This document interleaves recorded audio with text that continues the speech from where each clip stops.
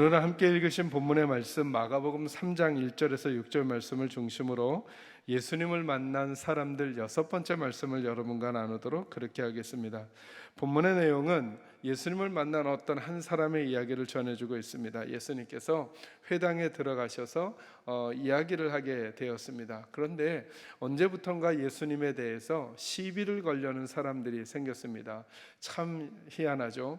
저는 예수님의 인생을 보면, 예수님의 삶을 보면 예수님은 늘 어려운 사람들을 도와주고, 그리고 힘든 사람들 편에 서주고, 그리고 뭔가 어그러진 사람들을 바르게 세워주는 일만 하셨음에도 불구하고 예수님을 고소하고 고발하려는, 그러니까 예수님이 무슨 행동을 하나 무슨 말을 하나를 좋은 마음으로 바라봐 주는 게 아니라 끄트머리 이렇게 트집을 잡으려고 보는 사람들이 생기기 시작했다고 성경은 말합니다. 그 일 중에 하나로 오늘 에피소드가 등장하는데요, 회당에 들어가는데 그날이 안식일인 거예요. 저와 여러분이 알고 있는 통념이 하나 있죠. 안식일에는 뭐 하지 않는다? 일하지 않는다라는 저와 여러분이 알고 있는 통념이 있잖아요. 그 당시 유대 사회는 이것이 저희가 생각하는 것보다 훨씬 강했어요. 일하면 안 된다라고 하는. 그런데 예수님에게 트집을 잡으려는 사람들이 뭐에 주목하기 시작했냐 하면, 예수님은 꼭 병자나 약한 사람들을 만나면 그들을 고쳐주거든요. 그들은 이것을 일이라고 생각했어요. 그래서 이런 마음으로 예수님을 지켜봤어요. 과연 예수가 오늘 안식일인데 안식일에 저 병자를 고치는가 안 고치는가를 유심히 보았다가, 만약에 병자를 고치면 일을 했으니까 그것을 종교 재판에 넘겨서 이 사람을 죽여야 되겠다라고 하는 마음을 가지고 예수를 보기 시작했어요. 이 사실을 아시는지 모르시는지 예수님이 회당에 들어가 보셨는데 거기에 한 손이 마른 사람이 있대요. 의학적으로 한 손이 말랐다는 게 무슨 의미를 가지고 있는지를 정확히 제가 설명할 수는 없겠으나 이렇게 이해하시면 되겠죠. 오른손을 쓰기가 불편했던 거죠. 어떤 의미로든. 그래서 물건을 들 때도 쓰기가 어려웠을 거고, 자유자재로 사용하지 못하는 한쪽 오른손이 불편한 환자분이 거기 있었던 거예요. 그분이 왜 다쳤는지, 어떤 영향을 받고 있는지는 성경을 설명하려고 하진 않아요. 어쨌든 그런 병자가 있었다는 거죠. 그런데 예수님께서 뭐라고 하시느냐 하면, 그 예수님에게 트집을 잡으려는 사람들에게 그들의 의중을 이미 아시는지 이렇게 말씀하는 거예요. 너희가 내게 대답을 좀 해줘 라고 하면서 물으시기를, 안식일에 선을 행하는 것과 악을 행하는 것 중에 어떤 것이 나은 일이냐, 혹은 생명을 살리는 것과 죽이는 것 어떤 것이 나은 것이냐라고 묻습니다. 그러자 바리새인들과 그 옆에 있던 사람들이 아무런 대답을 해주지 않습니다.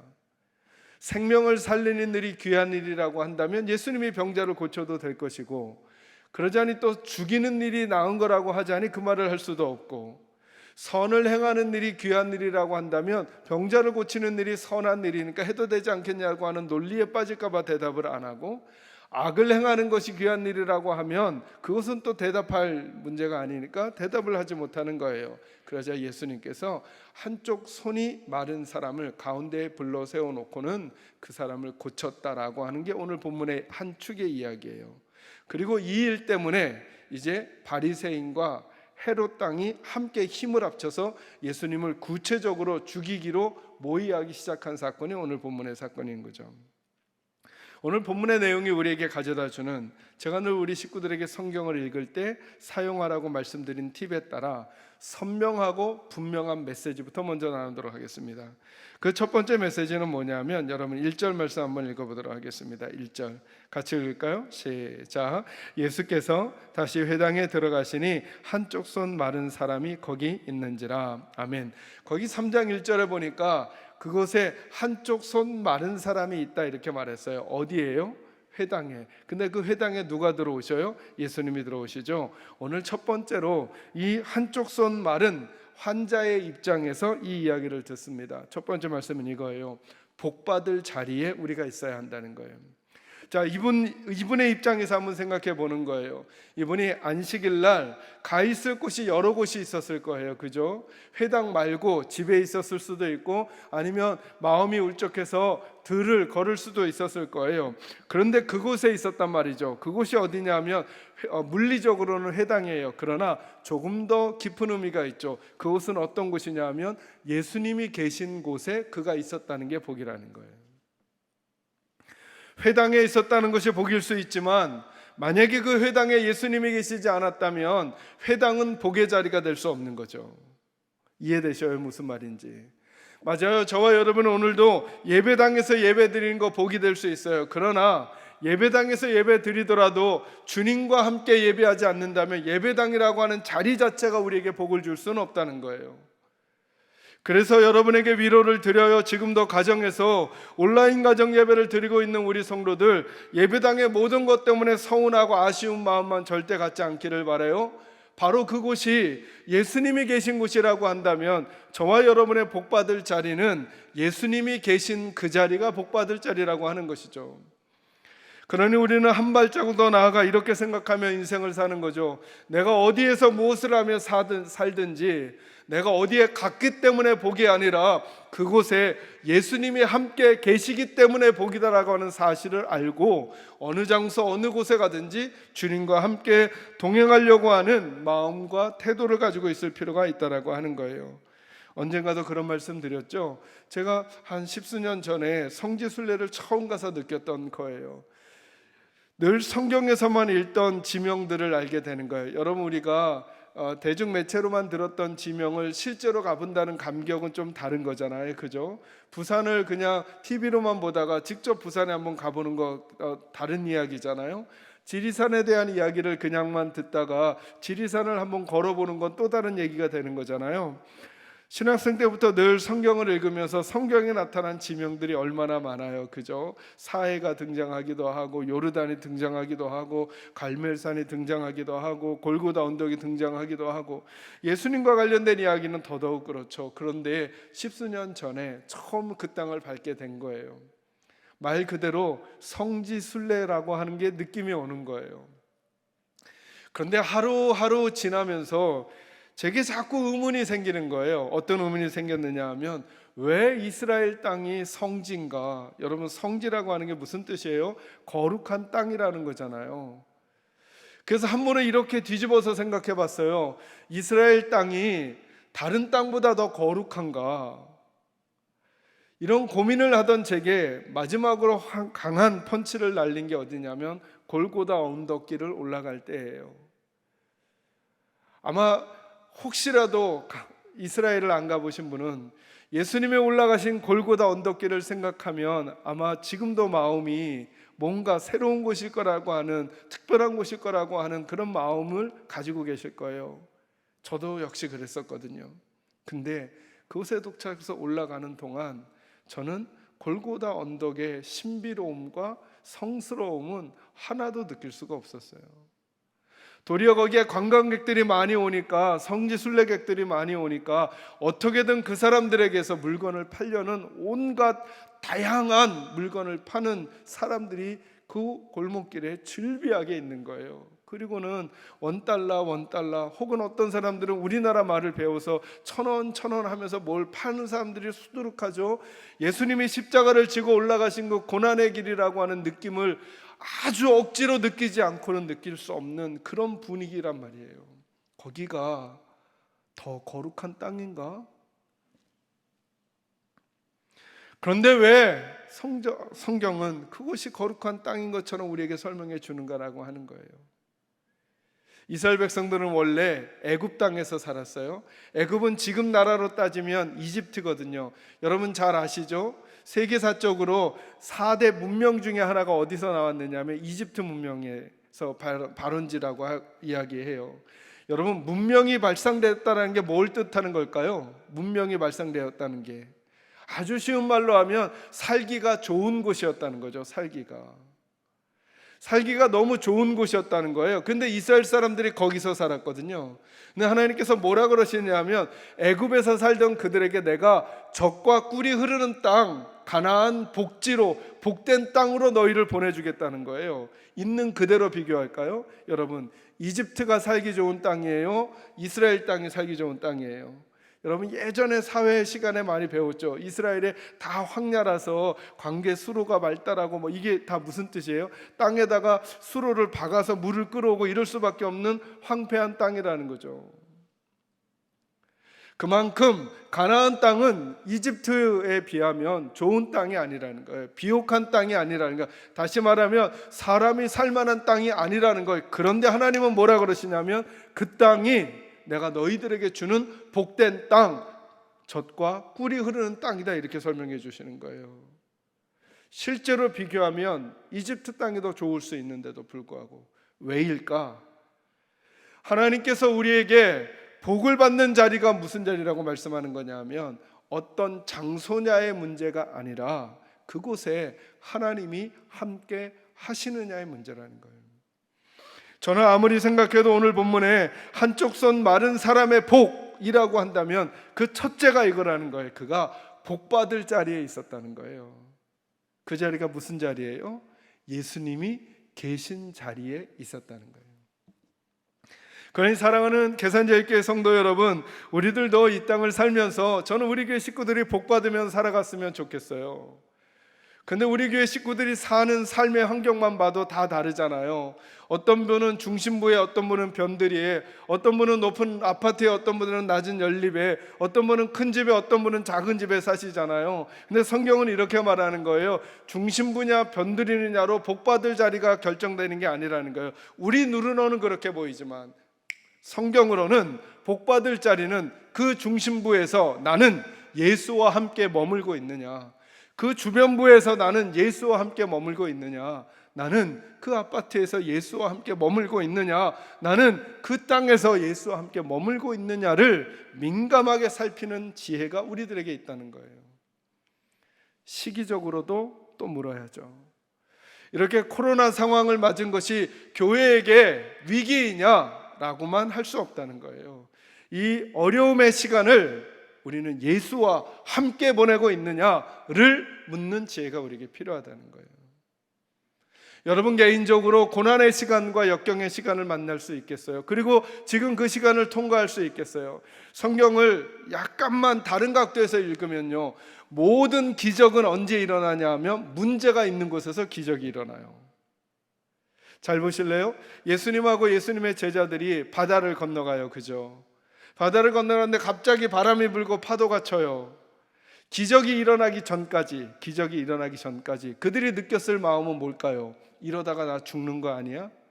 여기가 내 마지막 자리 아니야? 라고 하는 두려움이 있었겠죠. 그런데 예수님께서 딱 일어나시는 순간 예수님이 뭐라고 하시냐면 바람과 바다를 잔잔하라 라고 명령하시니까 그 노했던 바람과 바다가 잔잔해지는 기적을 누구만 경험하느냐 하면 그 풍랑 속에 있었던 12명의 제자만 보잖아요.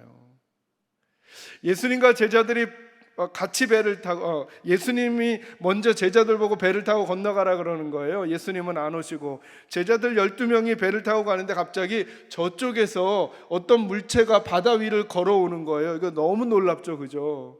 바다 위를 걸을 수 있는 건 사람은 안 되니까 제자들이 뭐라고 생각하냐면 저 유령인가 싶어서 두려워 떠는데 조금씩 가까이 오는데 보니까 예수님인 거예요. 12명의 제자 중에 제일 나서기 좋아하는 베드로가 손 들고 말했잖아요. 예수님, 주님이시거든 저도 물 위를 걷게 해주세요 그러는 거예요. 그저 예수님이 내게 오라 말씀하시니까 베드로가 바다 위에 발을 담그고 걷기 시작하는 거예요. 그런데 몇 발자국 걷다 말고 갑자기 주변에 바람을 보니까 두려움이 생겨버린 거예요. 그래서 물에 빠지는 거예요. 그니 이런 생각하죠. 아 그래, 베드로처럼 바람 보지 말고 주님에게만 집중해야지, 그러지 않으면 물에 빠져.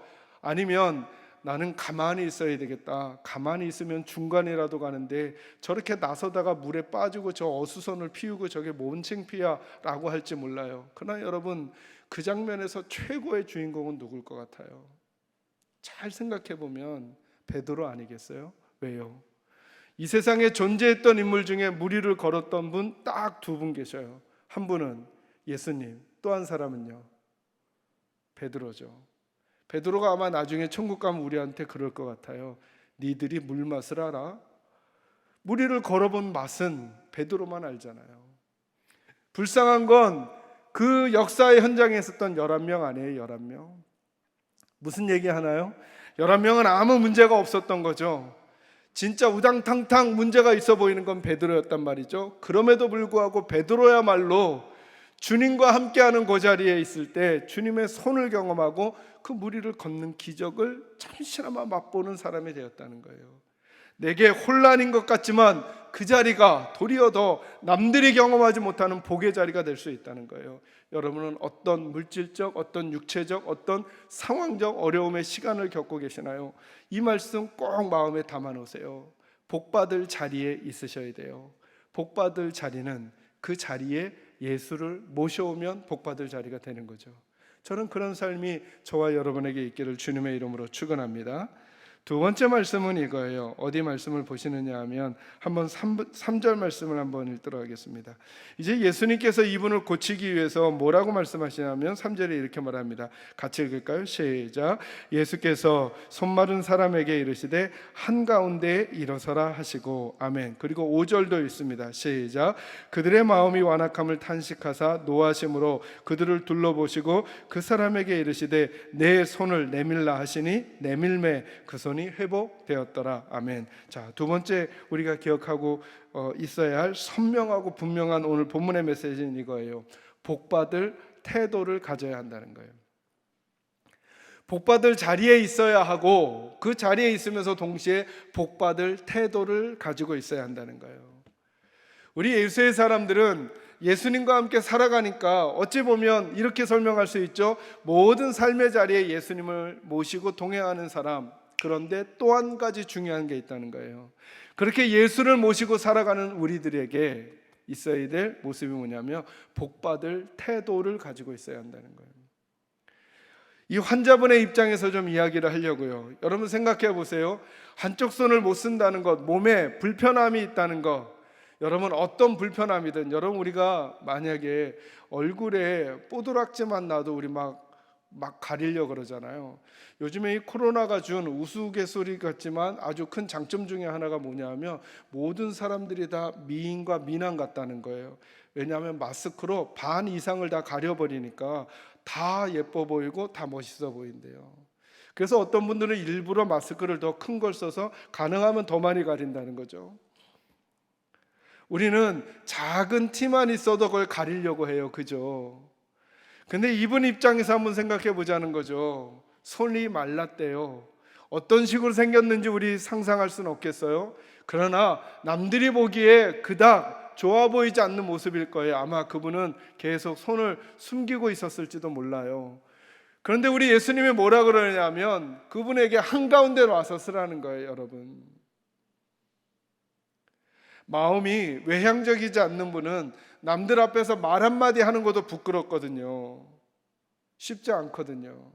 여러분, 제가 지금도 매우 부끄러워하면서 이렇게 설교하고 있다는 거 이해하시죠, 여러분? 제가 얼마나 부끄러움이 많냐 하면 초등학교 때부터 중학교 때까지 제일 힘든 시간이 2시간이 있었어요. 하나는 국어 시간, 하나는 음악 시간.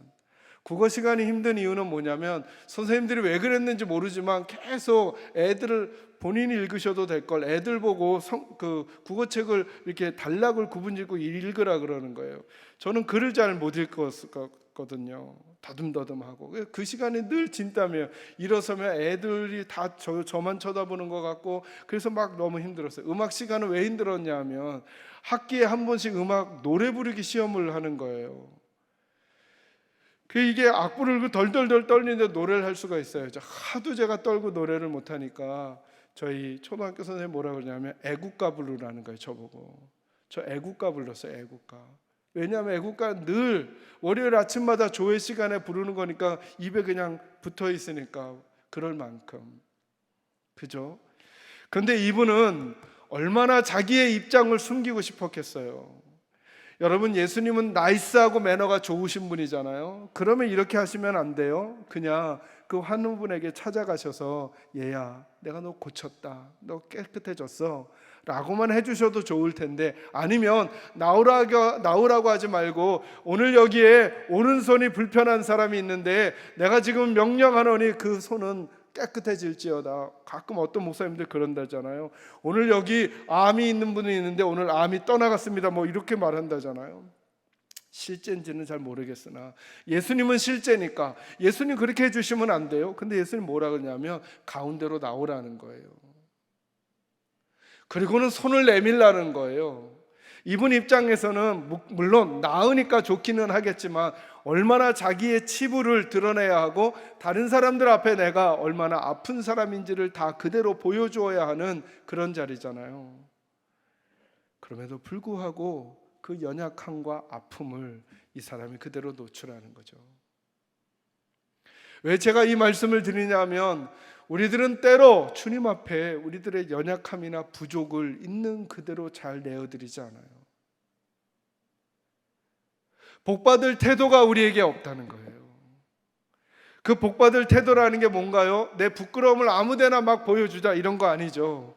순종의 태도를 가지고 있어야 한다는 거예요. 이게 이야기의 본질이잖아요. 그죠? 이분에게 예수님께서 한가운데 나오라, 네 손을 내밀라 라고 할 때 이분이 자기의 연약함을 노출하는 것에 대한 근거가 뭐냐면 예수님께 순종하기 때문이에요. 저는 복받을 태도가 순종의 태도라고 생각해요. 거듭 말씀하시잖아요. 하나님은 순종이 제사보다 낫다고요.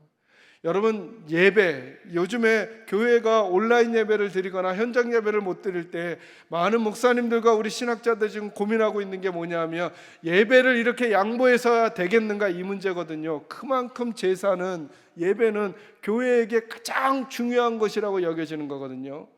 근데 하나님 뭐라고 쓰냐면 제사보다 순종이 낫다는 거예요. 이 말을 오늘 용어로 하면 순종이 예배를 드리는 것보다 더 하나님께 복받는 태도라고 하는 거예요. 예배를 드리는데 순종의 태도가 없어요. 예수님 옆에 있는데 순종의 태도가 없어요. 그 반대 급부의 사람들로 오늘 본문에 등장하는 사람들이 누구냐 하면 예수님에게 트집 잡으려고 있었던 바리새인들이죠. 그들도 복 받을 만한 자리에 있었죠. 왜요? 누가 있는 자리에 있어요? 예수님이 계신 자리에 있었죠. 근데 그들에게 뭐가 없는가? 복 받을 만한 태도가 없는 거예요. 어떤 태도요? 예수님에게 순종하려는 태도가 없어요. 예수님 아무리 얘기해도 내 생각이 더 중요하다는 거예요. 저는 우리 식구들에게 여쭙고 싶은 거예요. 저는 우리 사랑하는 계산제일교회 식구들은 이 땅을 살면서 우리 숱한 일을 만나며 살게 될 거예요. 예수 믿고 살아간다고 다른 사람들이 겪는 거 우리 안 겪을 수 없는 거예요. 바이러스가 우리만 피해서 가진 않을 거예요. 우리들도 그 위험 가운데 노출되며 살아가게 될 거예요. 때로는 질병의 문제가, 때로는 물질의 문제가, 때로는 환경과 사람의 문제가 우리에게 있을 거예요. 그럴 때도 저는 우리 식구들이 하나님께 복받는 사람들로 살아가셨으면 좋겠어요. 그 첫 번째가 복받을 자리에 있는 거죠. 누가 머무는 자리예요? 예수님이 머무는 자리에, 예수님의 마음이 머무는 자리에 우리가 있고 복받을 만한 태도를 갖는 거죠. 정말 순종의 태도를 갖는 거죠. 이게 오늘 선명하고 분명한 메시지. 마지막 세 번째는 이제 조금 더 중요하고 근본적인 이야기로 이 이야기들을 터 삼아 가려고 하는 거예요. 어디를 읽느냐 하면 이제 4절 말씀을 읽도록 하겠습니다. 4절 같이 읽을까요? 시작. 그들에게 이르시되 안식일에 선을 행하는 것과 악을 행하는 것, 생명을 구하는 것과 죽이는 것 어느 것이 옳으냐 하시니 그들이 잠잠하거늘. 아멘. 예수님이 이렇게 묻고 계셔요. 이제 예수님 주변에 예수님이 계심에도 불구하고 복받을 만한 태도를 가지고 있지 않았던 바리새인들은 예수님이 무슨 행동을 하던, 예수님이 무슨 말을 하던 트집을 잡아서 공격하려고 하고 있거든요. 그들이 오늘 트집을 잡을 만한 이슈는 뭐였냐면 과연 예수가 안식일에 일을 하냐는 거예요. 병자를 고치면 그건 일을 하는 거니까. 왜요? 안식일에 일을 하지 않는다라고 하는 걸 지키려면 예수님이 이렇게만 하면 되거든요. 오늘 안 고치고 내일 고치기만 하면 돼요. 그리고 오른손이 한쪽 손이 마른 이 사람은 오늘 안 고친다고 해서 크게 문제가 될 것도 없어요. 내일 고쳐주마 약속하고 바로 날짜가 지난 그 다음날 월요일에 혹은 주일에 고쳐주면 되는 거니까요. 그죠? 그래서 예수가 어떻게 하나 보는 거예요. 그들의 그 삐뚤어진 마음을 아는 예수님이 묻습니다. 선을 행하는 것과 악을 행하는 것 둘 중에 어느 것이 옳으냐? 생명을 구하는 것과 죽이는 것 둘 중에 어느 것이 옳으냐라고 질문하는 거예요. 이 질문의 내용이 뭐죠? 본질이 뭐냐는 거예요. 안식일의 본질이 뭐냐는 거예요. 안식일에 무엇이 더 중요한 거예요? 조금 더 나가면 하나님께서 왜 우리들에게 안식일을 주셨냐는 거예요. 안식일을 주신 것이냐 아니면 안식일에 담긴 의미를 우리에게 주신 것이냐. 그러니까 바리새인들은 안식일의 껍데기만 가지고 있는 거예요. 그래, 안식일은 일을 하지 않는 날이야, 안식일은 쉬는 날이야 라고 하는 것 때문에 그 어떤 행위도 안 하는 것이 안식일을 지키는 거라고만 생각하고 있었던 거죠. 그런데 하나님이 안식일을 주신 의미는 가지지 않는 거예요. 안식일을 왜 주셨을까요? 안식일은 하나님께서 첫째 날부터 여섯째 날까지 천지를 창조하시고 마지막 7일째 되는 날 쉬신 거예요. 아니요, 주님은 쉬시는 게 아니죠. 우리 보고 쉬라고 하시는 거예요. 이게 무슨 뜻일까요? 이 여섯째 날까지 되어진 일들이 너희 힘으로만 되지 않았다는 사실을 일곱째 날 꼭 기억해야 한단다. 그러니까 그날은 쉬는 게 목적이 아니라 기억하는 게 목적인 거죠. 뭘 기억해요? 내 인생은 누구 힘으로만 사는 게 아니에요. 내 힘으로만 사는 게 아니라 하나님이 해주셔야만 사는 것이다를 기억하는 게 안식일의 의미인 거예요. 이 설교를 하면 또 다른 얘기가 더 진행되니까 그건 나중에 기회가 되면 또 하고요. 제가 오늘 드리고 싶은 말씀은 이거죠. 이것 때문에 바리새인들은 규정을 가지고 있었어요. 안식일에는 일하면 안 된다라고 하는. 오늘 포인트로 여러분과 나누려는 말씀이 이거예요. 그런데 그 기준을 누가 깨트려 버리냐는 거예요. 예수님이 기준을 깨트려 버리신다는 거예요. 이렇게 말씀하시면서요, 안식일은 일의 문제가 아니라는 거예요. 안식일은 일을 하느냐 안 하느냐의 문제가 아니라는 거예요. 안식일은 선이냐 악이냐의 문제, 안식일은 생명이냐 죽음이냐의 문제로 예수님이 환원시켜 버리신 거예요. 그래서 안식일은 이제부터 일을 하느냐 안 하느냐로 설명하면 안 된다는 거예요. 안식일은 선을 행하는 날로 삼아야 된다는 거예요. 안식일은 생명을 살리는 날로 삼아야 한다는 거예요. 여러분, 이 시간에 성경 구절 한 군데 찾아보겠습니다. 본문의 말씀을 표시하시고 구약 성경인데요, 예레미야 7장 4절에서 7절 말씀 한번 찾아보세요. 구약 성경 1061쪽 그 어간입니다.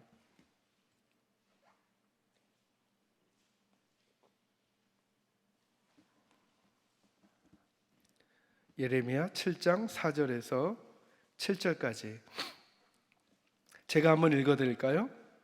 하나님께서 하시는 말씀입니다. 너희는 이것이 여호와의 성전이라 여호와의 성전이라 여호와의 성전이라 하는 거짓말을 믿지 말라. 너희가 만일 길과 행위를 참으로 바르게 하여 이웃들 사이에 정의를 행하며 이방인과 고아와 과부를 압제하지 아니하며 무죄한 자의 피를 이곳에서 흘리지 아니하며 다른 신들 뒤를 따라 화를 자초하지 아니하면 내가 너희를 이곳에 살게 하리니 곧 너희 조상에게 영원 무궁토록 준 땅에니라. 아멘. 여러분 4절에 보세요. 너희는 이것이 여호와의 성전이라 여호와의 성전이라 여호와의 성전이라 하는 거짓말을 믿지 말라. 여러분, 예루살렘에 성전이 하나 있었잖아요. 예루살렘 성전을. 그 성전을 두고 지금 하는 말이에요. 만약에 하나님의 백성들이 본질을 잊어버리고 껍데기만 붙들고 있거든 건물, 성전을 보고 이게 하나님의 성전이라 아무리 외쳐도 속지 말라는 거예요. 지금 바리새인들이 껍데기만 붙들었어요. 우린 안식일 지킨다는 거예요. 그래놓고는 안식일을 주신 주님의 진짜 마음은 생각지도 않고 있다는 거예요. 그러니까 그들은 이렇게 설명할 수 있는 거죠. 예레미야 당시에 종교인들은 성전은 붙들고 하나님은 놓친 거예요. 바리새인들은 이렇게 설명할 수 있는 거죠. 그들은 안식일은 붙들고 예수님은 놓쳐버린 거죠. 저는 오늘 우리 식구들에게 이렇게 여쭈려고요. 여러분은 뭔가는 붙들고 혹시 우리들도 하나님과 예수님 놓친 건 없는가? 우리는 현장 예배는 붙들고 그 주일날 생명을 살리고 그리고 남을 도와야 한다는 것을 놓친 것은 없는가? 나는 교회 일을 한다는 것은 붙들고 그리고 그 안에 담겨져 있는 예수는 놓치고 살고 있지는 않은가? 사랑하는 성도 여러분, 믿음 생활한다는 것은 뭔가요? 믿음 생활한다는 것은 예수님을 기준 삼아 살아간다는 거거든요. 예수님이 바꾸시면 나도 바꿔야 하는 거거든요. 이제 예수님께서 안식일의 의미를 바꿔버리셨어요. 이제부터 그 누구도 안식일을 일을 하고 안 하는 걸로 정하지 말아라. 안식일은 일을 하기도 해야 하며 하지 않기도 해야 한다는 거죠. 어떤 일을 할까요? 선한 일은 하고 악한 일은 하지 말아야 하고, 안식일은 일을 하기도 하고 하지 말아야 하기도 하는 날이라는 거예요. 안식일은 생명을 살리는 일이라면 하고 죽이는 일이라면 하지 않아야 한다는 거예요. 이게 안식일이 주일이 가지고 있는 다른 날들의 대표성인 거예요. 근데 그 날들을 주님께서 모든 날들로 연장해 버리신 거죠. 그래서 이제 예수의 사람들은 예수가 기준이 돼서 월요일부터 토요일, 주일까지 모든 날들을 선한 일은 하도록 하고 악한 일은 줄여가고, 생명을 살리는 일들은 해가고 생명을 죽이는 일들은 금해가는 이 영적인 싸움을 해가는 사람들. 왜? 예수가 우리의 기준이 되시니까. 말씀을 마무리하면서 왜 우리 계산제일교회 당회는 다시 한 주 혹은 2주 동안의 온라인 예배로 전환했는가? 우리는 예배를 너무나 붙들고 싶어요. 그 예배를 붙들다가, 현장 예배를 붙들다가 혹시 생명을 어렵게 만들고 이웃을 곤란하게 하는 일을 선택하게 되는 것은 아닌가 라고 하는 고민과 함께, 그래, 진짜 복받는 자리는 예수가 머무시는 자리니까 우리 사랑하는 성도들이 계신 그 가정에 예수가 머물기를 기대하고, 진짜 복받는 건 그 사람들이 복받을 태도, 순종의 태도를 갖는 것이니까 나는 오고 싶으나 오지 않으므로 하나님의 질서 앞에 순종해 드리는 성도들을 하나님 귀히 여기시고, 같이 모여 현장에서 예배하기를 원하는 마음이 있으나 그러나 한 사람의 영혼이라도 생명이라도 귀히 여기고 다른 이웃들에게 선한 영향력을 주고자 하는 아픈 결정을 내렸다는 사실을 꼭 기억하시고, 저는 우리 성도들도 이제 하루하루를 살아가면서 다른 분들에게 선을 행하는 일은 하시되 악을 행하는 일은 줄여가고, 다른 사람을 살리는 일은 하시되 다른 사람을 죽이는 일은 두려워 떨며 금해가는 일들이 우리 개인의 삶에서, 가정의 삶에서, 직장의 삶에서, 교회 공동체와 그리고 우리 사회의 삶 속에서 일어난다면, 그리고 그 일을 행하시는 분들이 우리 사랑하는 계산제일교회들 식구들이 곳곳에서 그 일을 해주고 계신다면, 지금 이 코로나 상황은 우리를 옥죄는 시간이 아니라 도리어 우리로 하여금 우리의 본질이 무엇인지를 붙들고 더 넓은 곳에서 더 파급력 있게 예수의 영향력을 드러낼 수 있는 절호의 기회라는 사실을 기억하시고, 우리 남성 아버지들은 가정에서 목회자가 되어 주셨으면 좋겠습니다. 우리 어머니들은 가정에서 여자 목사님이 되어 주셨으면 좋겠습니다. 우리 청년들은 직장과 혹은 학교에서 사역자로서 예수의 향기를 드러내는 그 삶을 더 적극적으로 살아주시기를 바랍니다. 그래서 하나님 앞에 우리들이 어떤 사람들인지를 확인하고 다른 이들에게 선한 영향력을 미치는 아름다운 예수를 만난 사람들로 살아가게 되기를 주님의 이름으로 축원합니다. 기도하겠습니다.